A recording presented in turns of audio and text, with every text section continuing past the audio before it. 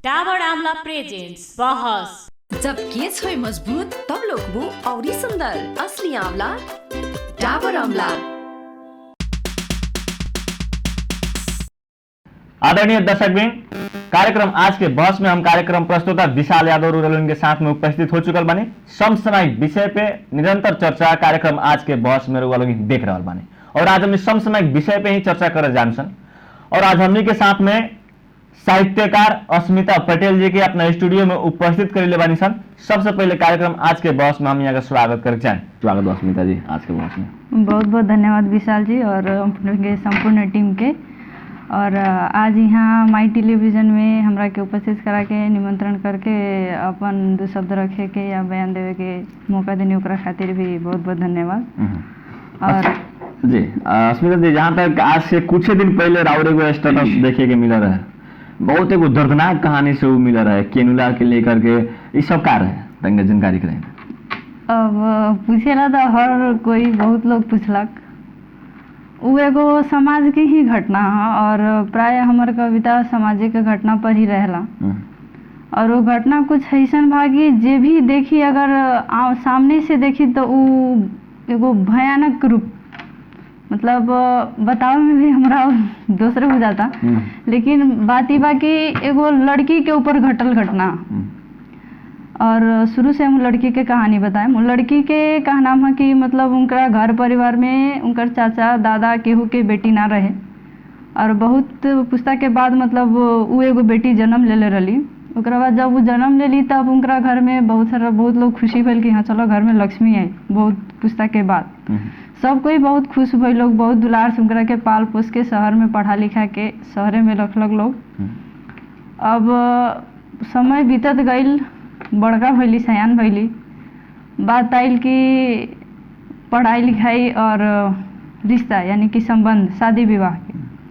पढ़ाई उनकर का नाम रहे कि पढ़ाई लिखाई भी हमार अपना मनपसंद से ना भइल। हम जति पढ़े के चाहनी उ हमर गार्जियन हमरा के ना पढ़ौलक लोग। हमर जना में हमर इंटरेस्ट रहे उ इंटरेस्ट के विरुद्ध जाके उ लोग जे कहलक लोग हम ओकरा के स्वीकार करके हम उहे विषय पर पढ़े लगनी। और दोसर बात की संबंध बात विवाह पर आइल तो मतलब उ संबंध के स्वीकार करे से मना कर देली। मना कैला के बाद उनकर घर के लोग ना मनलक लोग। अब उनका घर के लोग के कहना कि घर के जौन डिसीजन होला जौन उ मर्द लोग करेला लोग, पुरुष लोग करेला लोग, औरत के अधिकार ना हो कि मतलब घर के या रिश्ता के बारे में कोनो संबंध के बारे में खुद ही निर्णय ले ली। ये सब निर्णय करे के घर के पुरुष लोग के काम। ये बात से भी वो सहमत ना भइली और उनका दुख भइल कि मतलब पढ़ौला लिखौला के बाद भी, पढ़ल लिखल भइला के बाद भी, बालिक भइला के बाद भी हम अपन जिंदगी के निर्णय मतलब हम खुद नहीं ले सकत। जब हम खुद ही डिसीजन नहीं ले सकत तो फिर हमरा के मतलब इतना पढ़ा लिखा के साक्षर बनावला के मतलब का फायदा। समाज में रह के भी, ऐसा शहर में रह के भी, पढ़ल लिखल भइला के बाद भी अगर घर के लोग अगर हमरा के खुद के डिसीजन मतलब खुद नहीं खेले देते लोग तो इतना पढ़ल लिखल भइला या साक्षर भइला के समाज में कोनो फायदा ना हो ना। हम समाज के प्रति कुछ नया पॉजिटिव सकारात्मक कुछ दे सकतानी। तब बाद में अगर जब वो ना मनली तब उनका ऊपर मतलब हाथापाई भइल। उनकर घर के लोग मारपीट कैलस लोग और मारपीट कुछ ऐसा तरीका से भइल कि दाग मतलब बॉडी में कुछ ऐसा दाग रहे जो देखे के मिलल और देख के मन बहुत दुखित भइल। और साथ में उनका के और कुछ तो ना, बस संतावना ही दे सकत रहनी, उतना तो देनी। बाकी कुछ दिन के बाद पता चलल कि अब मारपीट भइला के बाद उनकर मन दुखित रहे। दुखित भइला के बाद खान पीन पर ध्यान ना भइल। मन दुखित भइला के बाद तो एगो आम इंसान के भी खान पीन पर ध्यान ना जाला। और उ तो एगो वैसन अथी के विक्टिम रही कि वैसन घटना घटल रहे कि जेकरा कारण उनकरा खान पीन पर से ध्यान पूरा ही हट गए रहे और कुछ मतलब कोई भी ऐसा काम में वो रुचि ना दिखावत रही। लेकिन है तो बहुत एक्टिव। बाद में पता चलल कि केहू से कि मतलब हॉस्पिटलाइज होके आयल बड़ी। तब हम उनका से भेटनी, देखनी कि हाथ में कैनुला लागल बा। फिर हम पूछनी तो कहली कि आदमी बेहोश हो गए रहे, जे होश ना आवत रहे तो पानी चढ़ाव के ऊपर। तो हमनी के समाज में मतलब एगो लड़की के पढ़ैला लिखैला के बाद भी, साक्षर बनैला के बाद भी ओकरा के अपन लाइफ के डिसीजन लेवे के अधिकार नहीं है। आखिर ई का है?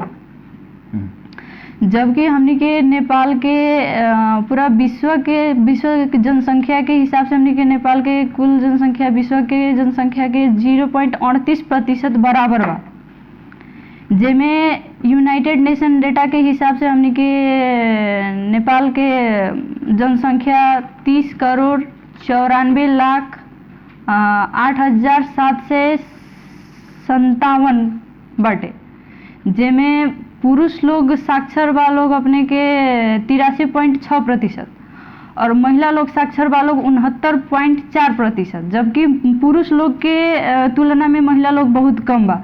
लेकिन 50% से तो बेसी बा, आधा से तो बेसी बा।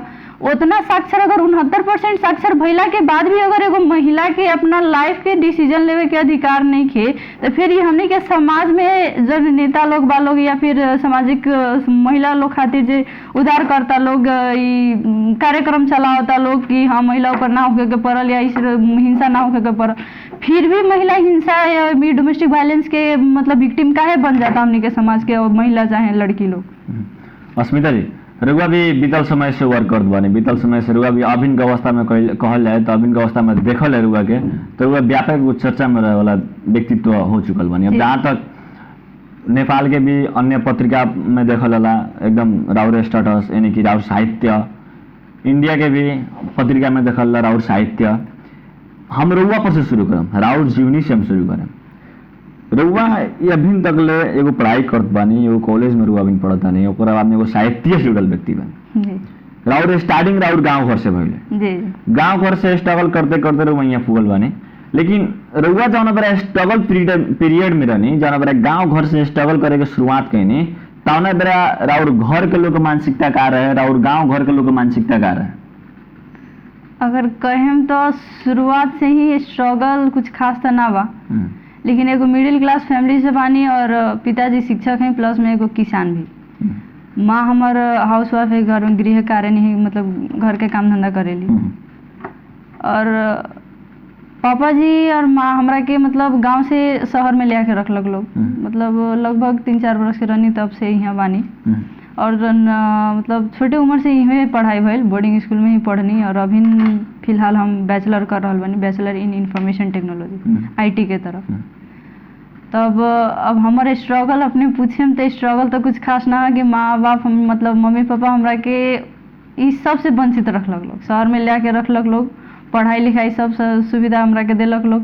पढ़ाई लिखाई से लेके अभी तक हमरा लाइफ में वैसन कोनो घटना या फिर वैसन कुछ नहीं खे भाई। ए खातिर हम मतलब एगो भाग्यशाली बानी कि बाकी समाज में जौन हम घटना देख रहा बानी वो हमरा ऊपर ना बीतल। लेकिन स्ट्रगल एगो ई भी बाटे कि हम समाज में जौन घटना देखे नी ओसे हमरा डर लागे कि आज के दिन में भी, आज के 21वां शताब्दी में भी अगर महिला लोग के ऊपर, लड़की लोग के ऊपर अगर ऐसन घटना घट रहल बा तो ओकर कारण का है। लेकिन अगर कारण कुछ बा भी तो एकरा ऊपर समझ में मतलब ओकर समाधान काहे नहीं हो, समाधान होके के पड़ल। राष्ट्र अंतर्राष्ट्रीय रूप से मतलब ई प्रतिबद्धता जौन बाटे उ सब हटावे के पड़ल, लोग के एक्शन लेवे के पड़ल, चेतनामूलक संदेश देवे के पड़ल। समाज में मतलब अगर महिला लोग ही महिला के ऊपर, अब मेन एगो कारण ई भी हो जाला कि महिला के ऊपर महिला ही शोषण करेला। लेकिन महिला के ऊपर महिला शोषण करता, वास्तव में देखल है तो एकदम सत्य बात है। सत्य बात जी। क्या से कि एगो ससुरा और नैहर के कहानी अगर मूल्यांकन कइल है तो ये वास्तव में महिला के शोषण कर डालो। क्या से जौन व्यवहार एगो माने मतारी अपना बेटी के साथे कर लो उ व्यवहार अपना पतोह के साथे ना कर ना। लेकिन ई परिवर्तन अब के महिला अपना साहित्य के माध्यम से बताइए जी परिवर्तन क्यों कर सकता नहीं हुआ? देखिए सबके सोच अलग अलग होला, सबके अपन अपन नजरिया अपन सोचाई। और हमरा से पूछे नहीं तो हम ये कहें कि जैसे कि अपना घर में हमार सोचाई रही है कि एगो माई जौन बेटी के माई और बेटी के जौन दुलार प्यार होला उ सास और बहू में ना हो सकेला कभी ना। काहे कि माई बेटी के अपना कोख से जन्म देले रहेली, लेकिन सास उस जन्म ना बल्कि वो लेके वो पतोह के लेके आयल रहेली, बेटा के छीन लेलक। जब कोख से जन्म देहला के दर्द एगो लेआवल घर में जौन मतलब आदमी होला, जैसे कि घर में गेस्ट आइल और अपने वो आदमी गेस्ट के एगो मतलब अपना घर में रख रहल बनी जैसा किराएदार खानी, तो वो दर्द वो मतलब एगो मतारी जन बेटी के दर्द जन्म देवेला उ दर्द त नानू बुझाई, उनकरा ई त नानू हुई कि हाँ ई हमरा कुख से जन्म ले लेबा, एकरा के हम मतलब बेटा से बियाह करा के लेके आइल बनी, तो उ एगो देखे के नजरिया अलग हो गए। और बात रहल कि पतोह के, तो हम ई भी कहें कि हर पतोह तो एखानी ना होला, हम समाज में रहतनी तो हम देखत भी बनी, लेकिन बहुत कोई ऐसा होला भी जे सास के ऊपर ही शोषण करेला, कितना सास होला कि सास पतोह के ऊपर शोषण करेला, ई समाज में मतलब घटत रहेला ये घटना। आदरणीय दर्शक भी एगो छोट व्यापारिक विश्राम के बाद फिर से बोलो इनके साथ में उपस्थित होकर बानी सर देखत रही आई टेलीविजन के प्रस्तुति।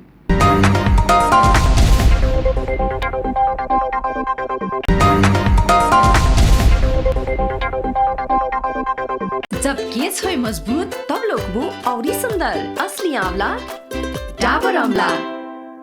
मेरो ग्लो हो मेरो पावर, यसैले म गर्छु मेरो ग्लोको पावर अप हरेक दिन नयाँ लक्सको साथ, ज्यास्मिनको सुगन्ध र बदामको तेलयुक्त चम्किलो त्वचाको लागि लक्स। तपाईको कपालमा कसको हुकुम चल्छ? स्प्लिटेन्सको जिद या हेयरफलको फैसला? कपालको समस्याहरूले तपाईको हेयरस्टाइलको निर्णय नगरोस्। हेयर प्रब्लम्स मतलब हेयर ड्यामेज। डभको 1/4 मोइस्चराइजिङ मिल्क र केराटिन एक्टिभ्सले कपाललाई भित्रैदेखि रिपेयर गर्छ। अब सुन्दर लहलहाउँदो कपाल जसमा चल्छ केवल तपाईको मर्जी। डभ।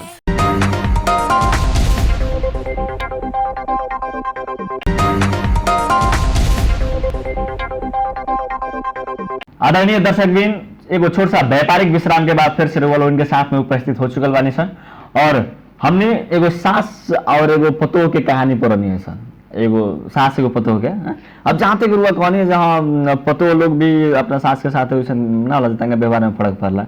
अब जहाँ तक बात की है जे रुआ भी एगो आवेला दिन में कोई के पतोह बने, रुआ भी एगो आवेला दिन में कोई के सास बने, लेकिन ये देखे के नजरिया उहे काहे चेंज हो जाला जब उहे बेटी के साथे जितना सास लोग प्यार करला उतना अपना पतोह के साथे ना करे सकेला।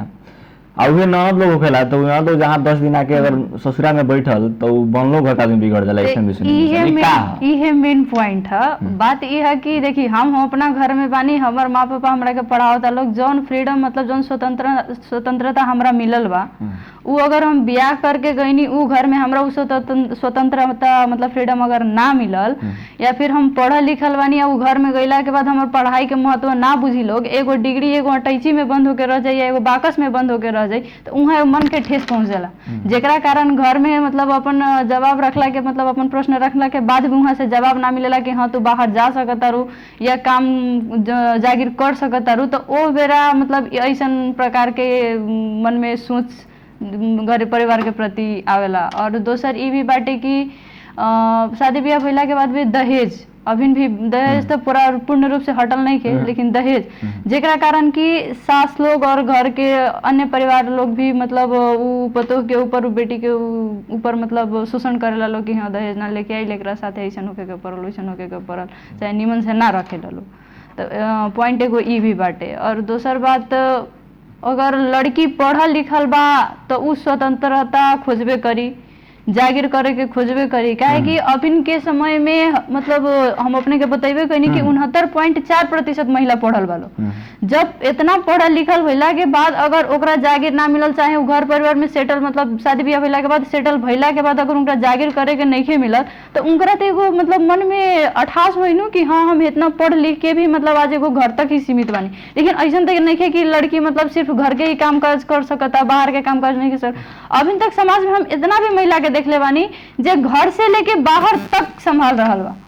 लेकिन एक हस्बैंड लोग कहला लोग जे अब जैसे बात कइला जब का मर्द लोग कहला जे ई लोग का हम अगर अपना परिवार के हम फ्रीडम नहीं देंगे, फ्रीडम के मिस यूज हो सकता है बिहान पहले के दिन में, तो ई अपन मानसिकता और सोच पर भर पड़ेला। अगर अपने अपन परिवार के साथ सही बानी तो वो परिवार अपने के कहीं नहीं के जा सकत। लेकिन एकदम बहुत लोग कहला जे हम इनका कितनो पढ़ा लिखल भाई तो हम कमाते नहीं एक बैठे खास घर में हम कमाते नहीं ये बैठे गलत खास सोच और ये मानसिकता क्या के परिवर्तन हो सकता है अस्मिता जी बताएं। अब ये परिवर्तन ऐसा ही होई कि मतलब अब सोच आवे के बाद ये भी है कि समाजे और परिवर्तन भी होके के समाजे है, समाज से ही परिवर्तन हुई और समाज से ही मतलब ये विकृति आ रहल बा।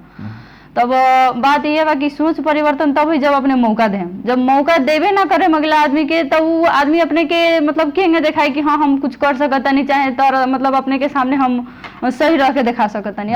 अपने के अगर अपने ही बानी अपने हमरा के मौका दें तब तो हम अपने के सामने प्रस्तुत कर सकता नहीं ना खुद के कि हम सही बानी या गलत।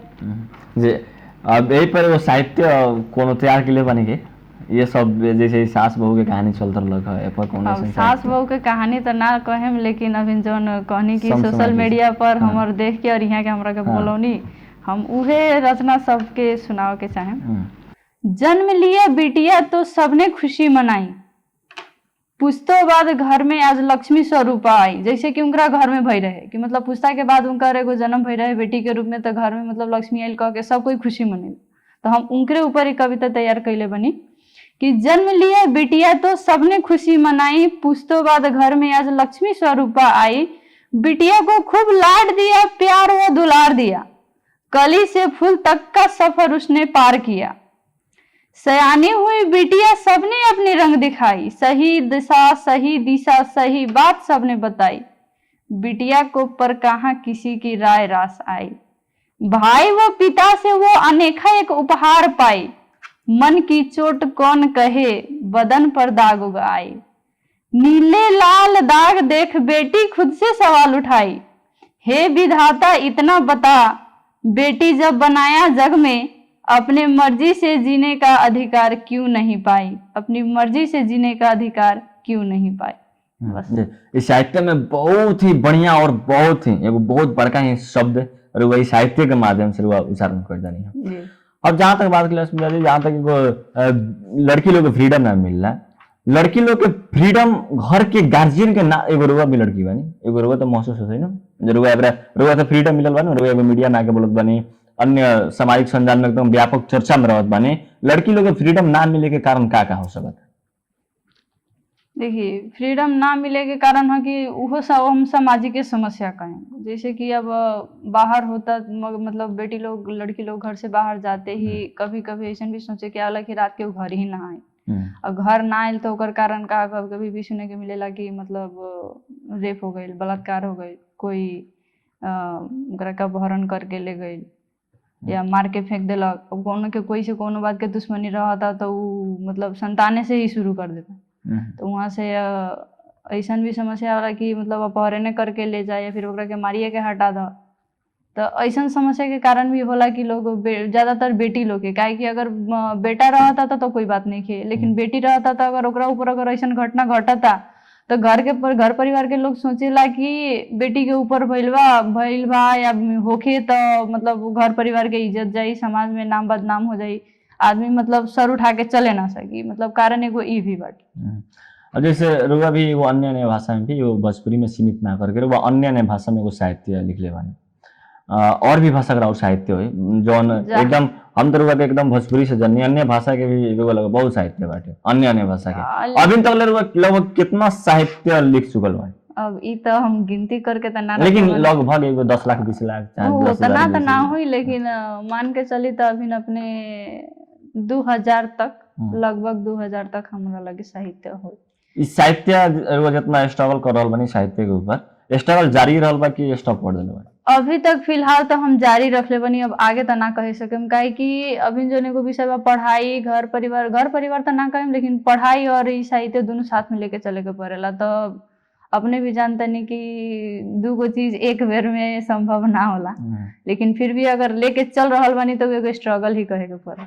इस साहित्य से प्राथमिकता रुआ लगभग 2000 तक ले अभी तक ले कर चुकल बानी, तो इस साहित्य से कहीं से एकदम प्लस पॉइंट आयल कि ना कुछ लोग प्राथमिकता दिला कि ना रुआ? प्राथमिकता तो आवेला मतलब बाहर से भी आवेला मंच प्रोग्राम खातिर, लेकिन हमरा सहज मतलब ना भेला के कारण वहाँ आदमी पहुँच ना पावला। लेकिन ऑनलाइन पोर्टल पर प्रोग्राम हम करत रहेनी, अपन सोशल मीडिया पर पोस्ट करत रहेनी। सोशल मीडिया में तो एकदम रुआ के एक्टिव देखल था एकदम सामाजिक संजाल में, जब फेसबुक खोली तब अपने के आइले रहल। जी। अब एगो भोजपुरी में हम चाहेम रुआ से साहित्य सुने के, काहे से भोजपुरी भाषा एगो हमनी के भाषा है जी और भोजपुरी भाषा से सबसे बेसी लगाव बाटे हमनी के, जी तो बिल्कुल। भोजपुरी भाषा हमनी को सुने के चाहे। जी जरूर सुनाएम हम। वैसे तो ज़्यादातर हम हिंदी में लिखेनी, लेकिन लिखे के हम 4 गो भाषा में लिखेनी। अब अपने भोजपुरी के प्रस्ताव रखनी तो हम भोजपुरी में ही सुनाओ तनी, जौन की अभी हम जौन लड़की के ऊपर घटना के ऊपर हम सुनेनी है कविता। और ई भी कुछ वैसने बा, जैसे कि एगो लड़की के लागेला ई सब भइला के बाद कि मतलब घर से भी मारपीट होता और समाज से भी शोषण होता, मतलब महिला हिंसा के हम विक्टिम हो गइल बानी। तो हमरा कुछ दिखाई नहीं खे देत वास्तव में मतलब ई का ह। तो ई उनकरा नजरिया से हम एगो कविता तैयार कैनी कि परिप्रेक्ष्य के अलावा जीवन का होला। जैसे खाली घर के रोशनी लौकत होखे, अकेलापन एकरा अलावे कुछऊ ना हा कि मैं डगर खाली लौकत होखे। अलावे इंतजार करे के कौनो बुराई नहीं खे, जे कौनो समय केहू के साथे हाजिर होखे। और दुख के अलावा एक चीज खा जाला, जब कबो कबो आंख में लोर लौके। अब कोनो उम्मीद नहीं है ईश्वर के सिवा, त ई कुल अब भगवानों के त लौके।